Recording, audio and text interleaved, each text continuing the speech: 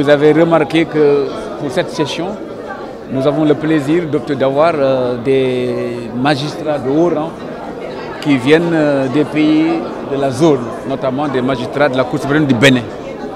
Et nous ne pouvons que nous en féliciter. C'est donc pour vous dire que la justice et l'état de droit, c'est une conception, c'est une exigence mondiale. Ce n'est pas seulement une exigence africaine. Parce que vous savez,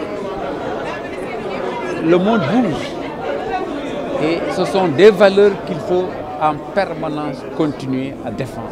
Les dispositions qui nous régissent au niveau national, ce sont des dispositions internationales. Ici, par exemple, nous avons des dispositions dans le cadre de l'OADA. Nous sommes régis dans les dispositions dans le cadre effectivement de la CEDEAO. Nous sommes régis par les dispositions dans le cadre des Nations Unies. Toutes ces conventions que nous avons ratifiées, nous les avons intégrées dans notre corpus juridique.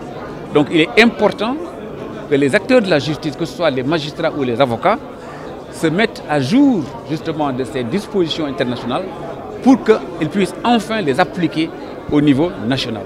L'arsenal juridique international devrait être encore plus connu, entériné en matière de droit interne, et c'est la raison pour laquelle on parle de plus en plus de domestication du droit international et donc imprégner le juge national par les valeurs démocratiques dans les textes à la fois universels, régionaux, ceux de l'Union africaine, la pratique de la jurisprudence de la Cour africaine des droits de l'homme et des peuples, la Cour sous-régionale de la CEDEAO ne peuvent qu'être des apprentissages clés justement pour les questions de droit au procès équitable, les droits fondamentaux et le respect des valeurs universelles relatives à l'état de droit.